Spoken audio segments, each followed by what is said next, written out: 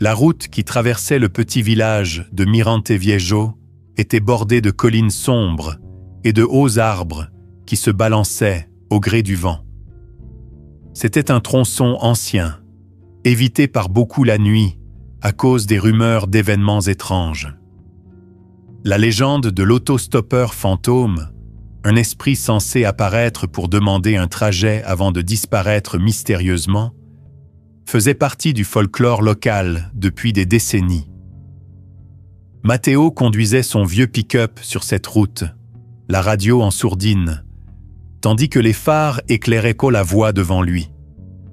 Il riait en se remémorant les histoires exagérées qu'il avait entendues au bar du village. Juste des histoires pour effrayer les touristes, pensa-t-il, tandis que le brouillard commençait à envelopper la route. Malgré son scepticisme, il ressentit un léger frisson en remarquant le silence absolu qui l'entourait, comme si le monde s'était figé. Quand il arriva au virage du vieux pont, l'un des endroits les plus redoutés des habitants, il ralentit par prudence. C'est alors qu'il remarqua une silhouette sur le bord de la route, levant un bras pour demander un trajet. Matteo fronça les sourcils, hésitant à s'arrêter. Après tout, il n'était pas rare de croiser des voyageurs ou des marcheurs dans cette région, mais quelque chose dans cette figure semblait étrange. Malgré tout, sa curiosité l'emporta. Il s'arrêta et baissa la vitre, prêt à offrir son aide. Si cette histoire vous plaît et que vous souhaitez en découvrir d'autres comme celle-ci, abonnez-vous à la chaîne. Ne manquez aucune nouvelle légende. La légende de l'autostoppeur fantôme débuta il y a plus de 40 ans, lorsqu'un routier nommé Joaquín prit une jeune femme en stop qui semblait perdue. C'était une nuit pluvieuse, et Joaquín décrivit la fille comme ayant de longs cheveux, une robe blanche et un regard vide. Elle monta dans le camion et resta silencieuse pendant tout le trajet. Lorsque le camion atteignit l'entrée du village, Joaquín se tourna pour lui dire qu'ils étaient arrivés. Cependant, le siège passager était vide. Il freina brusquement, sortit du véhicule et regarda autour de lui, mais il n'y avait aucun signe de la jeune femme. Quelques jours plus tard, en racontant l'événement dans une station-service, il apprit que de nombreuses personnes avaient vécu la même expérience.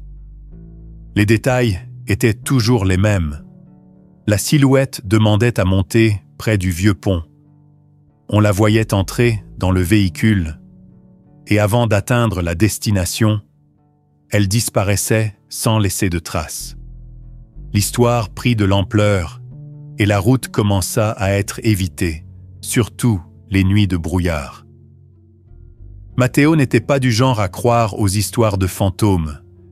Pour lui, tout cela n'était que le fruit d'imaginations débordantes ou de coïncidences mal interprétées. Homme pragmatique, il aimait défier les superstitions locales. Quand il entendit parler de la légende de l'autostoppeur fantôme, il décida d'explorer la route de nuit, convaincu qu'il prouverait que ce n'était qu'un mythe ridicule. Si cette légende était vraie, ils en auraient déjà fait un film, disait-il souvent avec un sourire moqueur. Ce soir-là, Matteo prit son vieux pick-up et roula en direction du vieux pont. Pendant qu'il conduisait, il écoutait sa playlist préférée, tentant d'ignorer le froid qui s'infiltrait par une fissure dans la vitre. En arrivant au tronçon le plus redouté de la route, il ralentit et fixa la route avec détermination. Le brouillard était si épais qu'il semblait former des figures entre les arbres.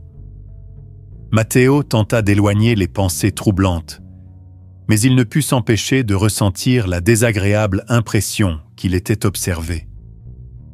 C'est alors qu'il aperçut la silhouette d'une personne devant lui, debout sur le bas-côté. Son cœur s'emballa, mais il garda son calme, décidé à découvrir la vérité derrière cette légende. Matteo ralentit et arrêta son pick-up près de la silhouette. C'était une jeune femme, avec de longs cheveux et une robe claire qui semblait scintiller sous les phares. Elle ne paraissait ni effrayée ni pressée. Elle levait simplement le bras avec une expression calme et presque hypnotique. « Vous avez besoin d'aide ?» demanda Matteo, en se penchant vers la fenêtre passager.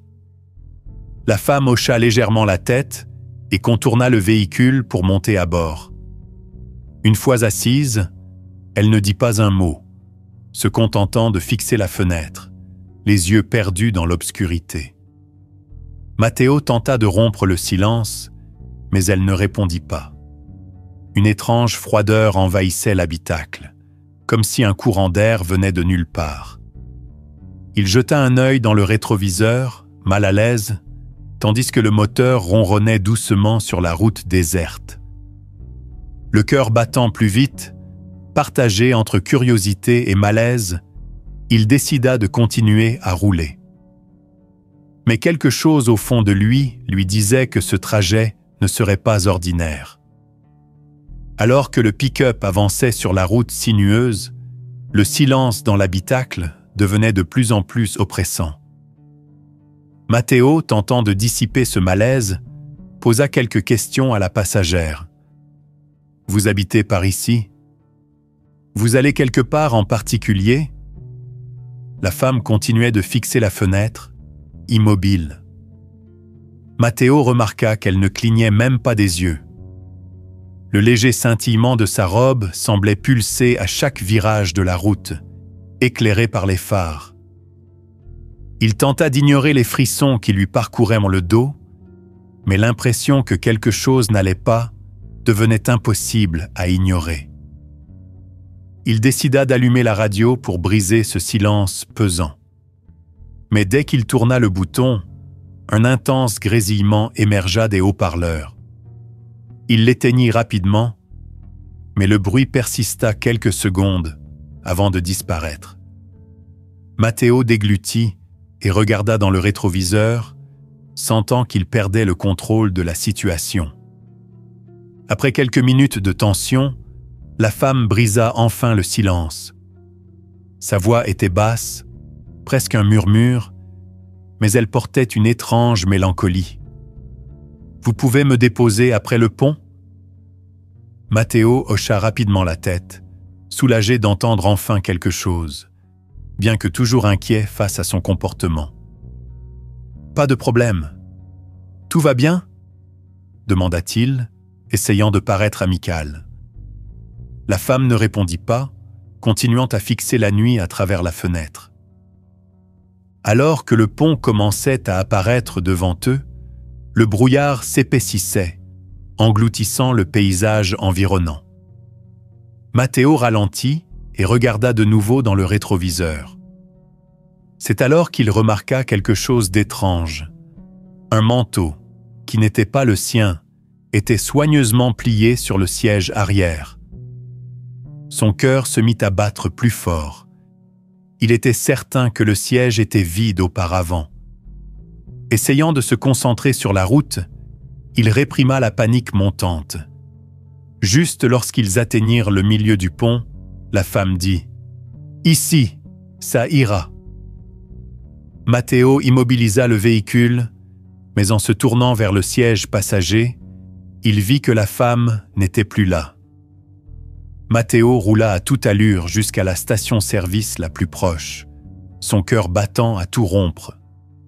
Une fois arrivé, il sauta de son pick-up et se précipita vers le comptoir pour demander de l'aide.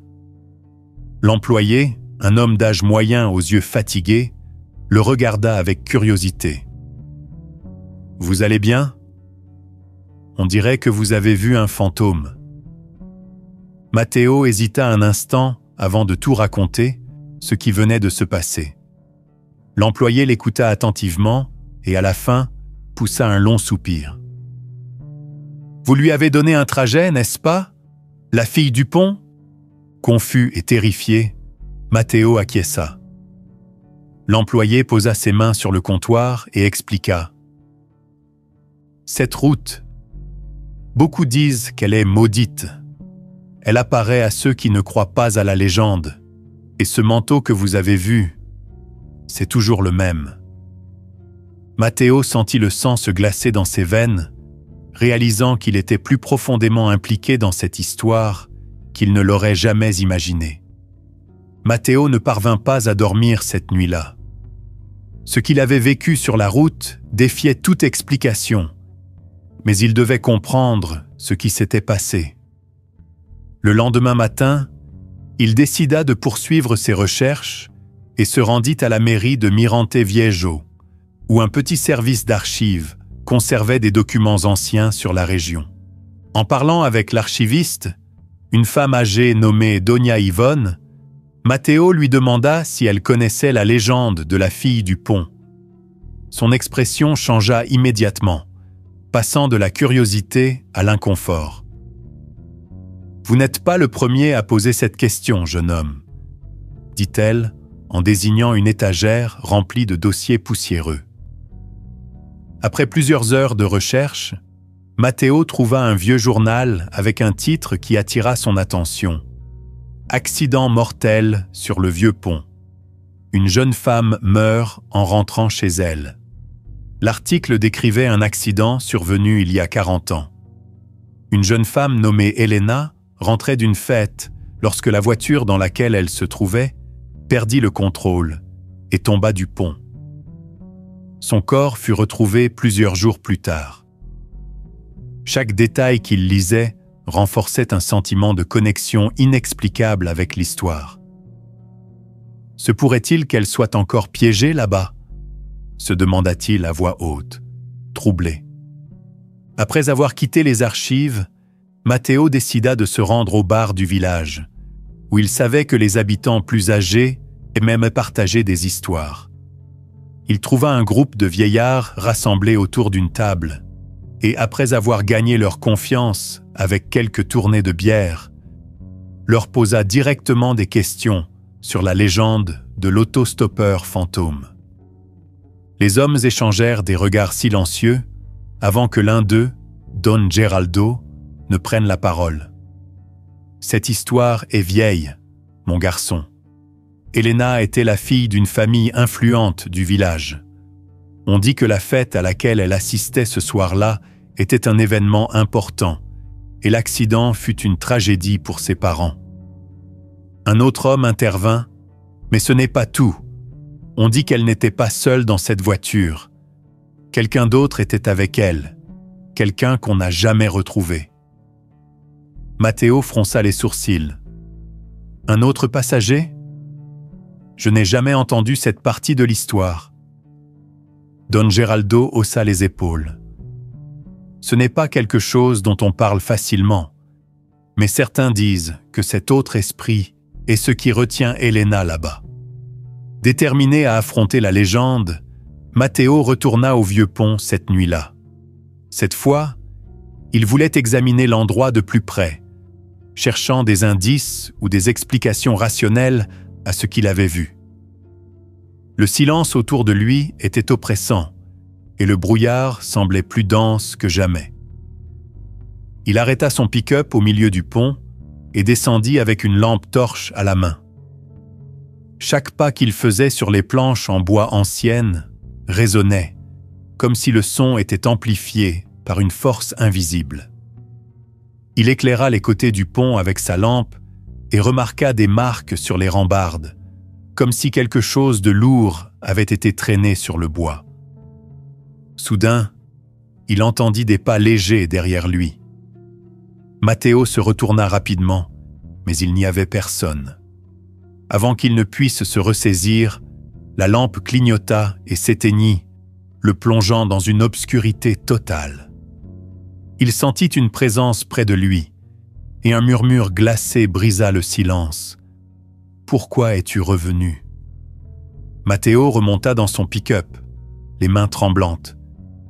Ce qu'il avait entendu sur le pont ne pouvait pas être le fruit de son imagination. Tentant de retrouver son calme, il démarra le moteur et commença à traverser le pont lentement. Les phares n'éclairaient que quelques mètres devant lui, laissant le reste de la route dans l'obscurité. Alors qu'il roulait, quelque chose d'inhabituel attira son attention dans le rétroviseur. Des lumières, semblables à des phares de voiture, semblèrent le suivre à distance. Matteo savait qu'il ne pouvait y avoir aucun autre véhicule sur la route à cette heure, mais les lumières persistaient, oscillant comme si elles dansaient dans le brouillard. Il accéléra, espérant distancer ces lumières, mais elles se rapprochèrent. La sueur perlait sur son front, alors qu'il roulait aussi vite que possible, mais il n'y avait aucun moyen de leur échapper. Soudain, les lumières disparurent, le laissant seul avec le ronronnement du moteur et le silence oppressant de la nuit. C'est alors qu'il sentit un frisson en entendant un léger tapotement sur la vitre du côté passager. Il tourna lentement la tête, mais il n'y avait rien. Le tapotement sur la vitre résonnait dans l'esprit de Matteo, même après qu'il eut quitté le pont, loin derrière lui. Il s'arrêta sur une clairière proche pour reprendre son souffle et tenter de comprendre ce qui se passait. Mais le silence autour de lui semblait encore plus intense, comme si le monde entier avait cessé de respirer. Matteo enfouit sa tête dans ses mains, tentant de réfléchir clairement, mais il fut interrompu par une voix douce qui semblait provenir du siège arrière. « Tu as pris le manteau, n'est-ce pas ?» Il se retourna brusquement, son cœur battant à tout rompre, mais il n'y avait personne.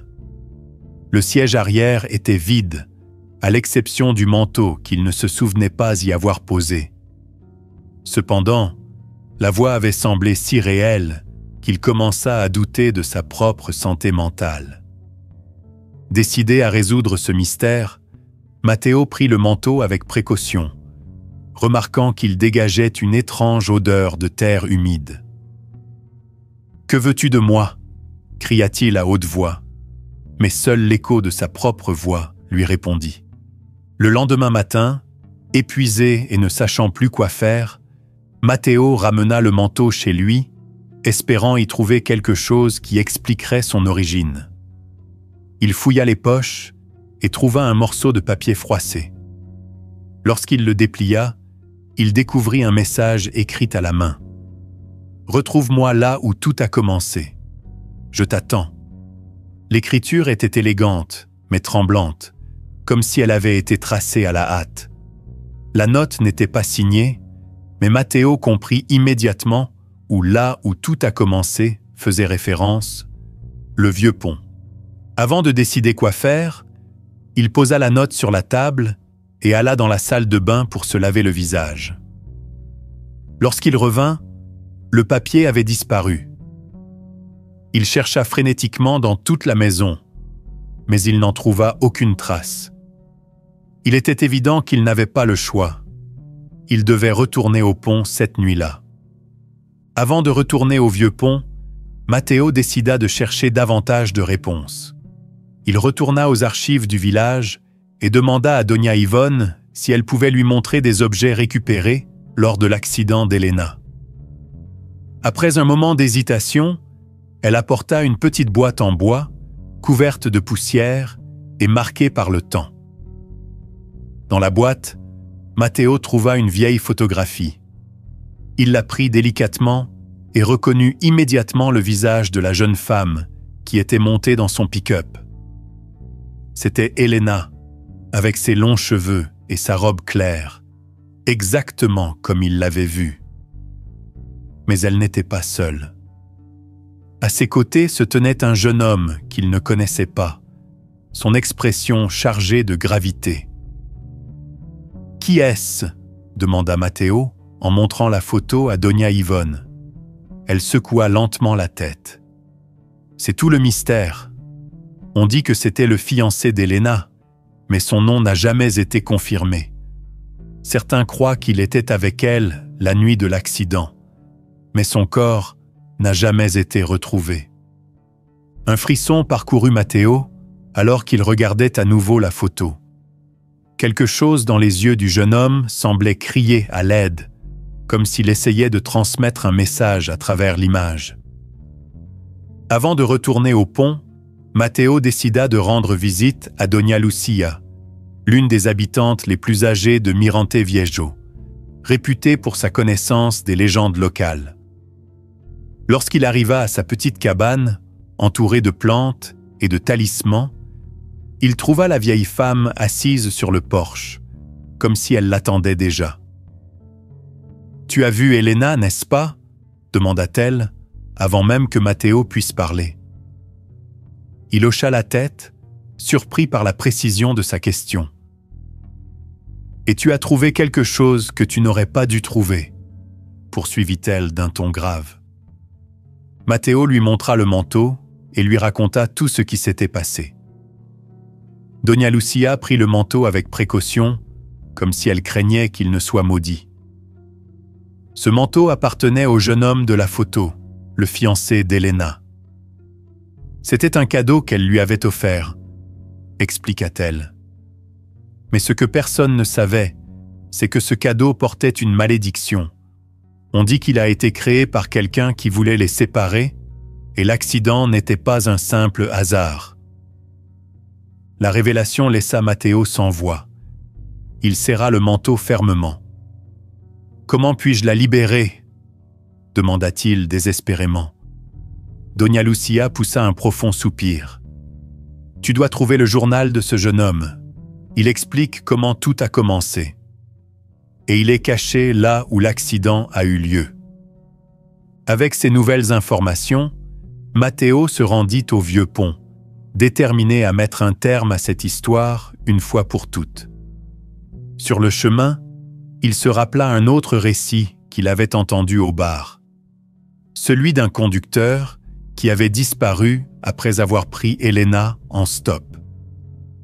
L'homme n'était jamais arrivé à destination et sa voiture avait été retrouvée abandonnée près du pont, la clé encore sur le contact.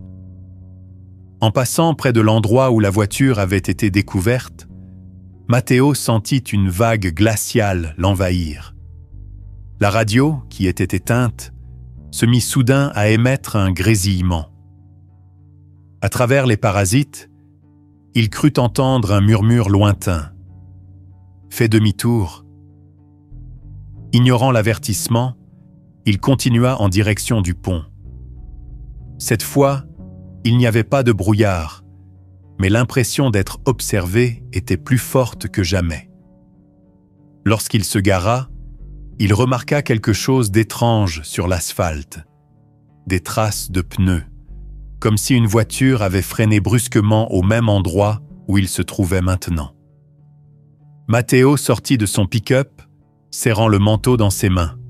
« Si tu es là, dit-il à haute voix, je vais découvrir ce qui s'est vraiment passé. » Alors que Matteo restait debout sur le pont, le ciel, auparavant dégagé, commença à s'assombrir rapidement. Des nuages lourds se rassemblèrent au-dessus de lui et les premières gouttes de pluie tombèrent avec force. En quelques minutes, une violente tempête éclata, rendant l'atmosphère encore plus inquiétante. Matteo tenait le manteau fermement, incertain de ce qu'il devait faire. Puis, au milieu du pont, une silhouette apparut dans l'obscurité. C'était la même jeune femme qu'il avait vue auparavant, mais cette fois, son expression était différente. Ses yeux étaient emplis de désespoir, presque suppliants. « Tu es revenu, » dit Elena, sa voix à peine audible sous le bruit de la pluie. « J'ai besoin de ton aide, avant qu'il n'arrive. »« Qui est-il » cria Matteo, élevant la voix pour se faire entendre au-dessus des grondements du tonnerre. Avant qu'Elena ne puisse répondre, un cri déchirant résonna dans la nuit, provenant de l'obscurité derrière elle. Matteo vit une ombre gigantesque commencer à se former, avançant rapidement vers eux. Matteo recula, incapable de détourner les yeux de la silhouette sombre qui approchait. Les pas sur les planches en bois du pont résonnaient lourdement. chaque bruit plus menaçant que le précédent. Elena semblait figée, comme si elle savait qu'elle ne pouvait pas échapper à ce qui arrivait. « Tu dois découvrir la vérité, » dit-elle soudain, sa voix tremblante brisant le vacarme de la tempête. « Je ne peux pas partir tant qu'il me retient ici. » Un frisson glacial parcourut Matteo. Qui est-il? Que dois-je faire? Avant qu'Elena ne puisse répondre, l'ombre se jeta sur elle, enveloppant sa silhouette comme une vague de ténèbres. Matteo, pétrifié par la peur, courut vers son pick-up, verrouillant les portes avec des mains tremblantes. La pluie frappait violemment les vitres, mais il pouvait encore entendre les pas lourds, cette fois se dirigeant vers lui. Puis, soudainement, la tempête s'arrêta. La pluie cessa, le tonnerre se tut et les pas disparurent. Le seul bruit restant était le battement frénétique de son propre cœur. Lorsque la tempête se termina aussi brusquement qu'elle avait commencé, Matteo regarda autour de lui, confus et terrifié. Il ouvrit la porte de son pick-up et descendit prudemment, sa lampe torche éclairant les environs. Il ne restait aucune trace d'Elena ou de l'ombre, mais quelque chose sur le sol attira son attention. Près de l'endroit où Elena s'était tenue, un petit objet brillait faiblement sous la lumière des phares. Matteo s'approcha lentement et se pencha pour le ramasser. C'était une amulette, un pendentif en argent gravé d'un symbole étrange qu'il n'avait jamais vu auparavant. En examinant l'objet, il ressentit une chaleur soudaine émaner de l'amulette, comme si elle était vivante. Une voix murmura dans son esprit « Le passé détient la clé ». Matteo comprit immédiatement que ce n'était pas un simple artefact. C'était un indice, une pièce essentielle du puzzle qu'il devait résoudre.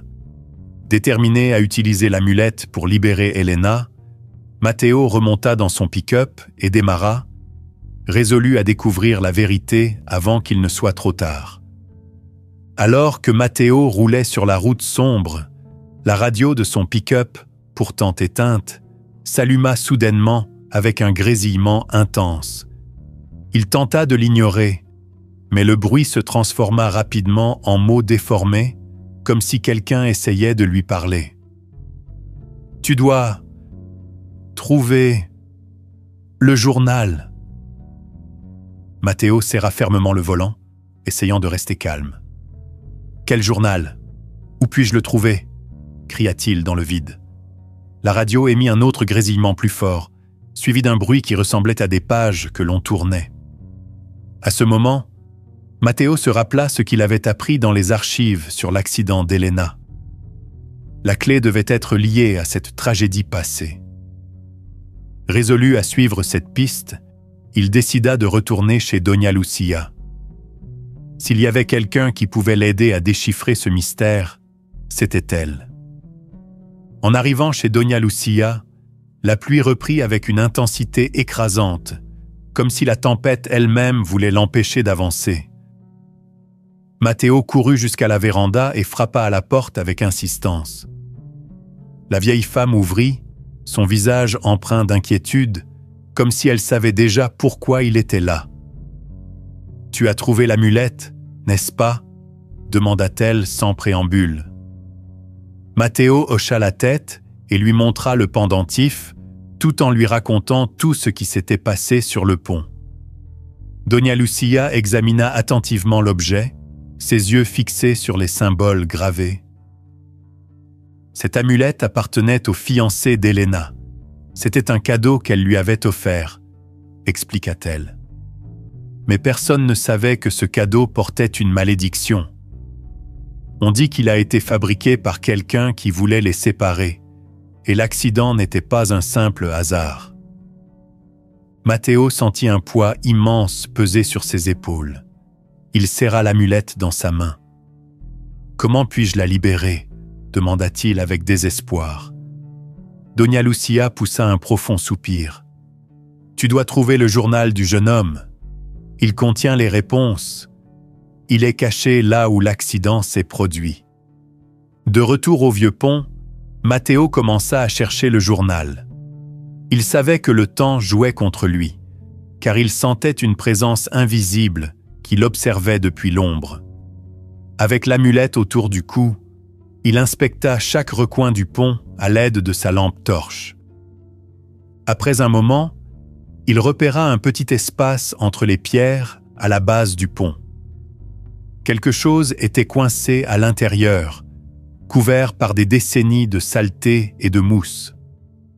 Matteo tira de toutes ses forces et sortit un vieux journal usé. En l'ouvrant, il sut immédiatement qu'il avait trouvé ce qu'il cherchait, le journal du fiancé d'Elena. Les pages étaient remplies de déclarations d'amour, mais aussi de confessions de culpabilité. Le jeune homme admettait avoir poursuivi Elena cette nuit fatidique, essayant de la convaincre de ne pas partir. « Je ne voulais pas que ça se termine ainsi », lisait-on dans l'un des derniers passages. Cependant, le journal contenait quelque chose d'encore plus troublant. Un rituel écrit d'une main tremblante. C'était une tentative du jeune homme pour lier leurs âmes pour toujours, mais cela avait terriblement mal tourné, les emprisonnant dans un cycle éternel de souffrance. Matteo sentit le poids de la responsabilité sur ses épaules. Il savait qu'il devait défaire le rituel pour les libérer. Mais comment ? Avec le journal en main, Matteo sentit une présence pesante autour de lui. L'air sur le pont devint plus lourd, chargé d'une énergie menaçante. Il commença à lire les dernières pages du journal, cherchant à comprendre comment inverser le rituel qui avait piégé Elena et son fiancé. Certaines phrases étaient effacées, mais il parvint à déchiffrer une indication cruciale. La lumière brise les ombres lorsque la vérité est prononcée sur le lieu de l'union. Alors qu'il lisait, un cri perçant déchira la nuit, résonnant sur tout le pont. Le son, empli de douleur, le fit presque lâcher le journal. En levant les yeux, il vit Elena se tenir à l'autre bout du pont, des larmes coulant sur son visage. Elle tendait une main tremblante vers l'horizon, montrant quelque chose au loin. Avant que Matteo ne puisse réagir, une ombre gigantesque commença à se former, se déplaçant rapidement dans leur direction. Cette fois, elle avançait avec une intensité féroce, prête à envelopper Elena comme une vague de ténèbres. Matteo cria pour lui dire de fuir, mais elle resta immobile, comme résignée à son destin. Matteo comprit qu'il ne pouvait pas laisser Elena être consumée par les ténèbres une fois de plus. Tenant fermement le journal d'une main et l'amulette de l'autre, il courut jusqu'au centre du pont, décidé à affronter ses peurs. Chaque pas semblait alourdi, comme si une force invisible essayait de l'empêcher d'avancer. Quand il atteignit Elena, il se rappela les mots du journal. Pour briser le sortilège, il devait révéler la vérité et apporter la lumière à l'endroit où la tragédie s'était produite. « Je sais ce qui s'est passé cette nuit-là !» cria-t-il, sa voix résonnant dans la nuit. L'ombre s'arrêta, hésitante. Matteo continua. « Vous avez été piégé par une erreur, mais cela se termine maintenant. » Il leva l'amulette au-dessus de sa tête et commença à réciter les mots du rituel écrits dans le journal. L'ombre se tordit violemment, tentant de résister, mais une lumière intense commença à émaner de l'amulette, repoussant les ténèbres. Elena regarda Matteo, ses yeux pleins d'espoir, tandis que l'ombre commençait à se dissiper lentement. En prononçant les derniers mots du rituel, l'amulette brilla d'une intensité aveuglante, illuminant tout le pont. L'ombre poussa un cri déchirant avant de disparaître complètement.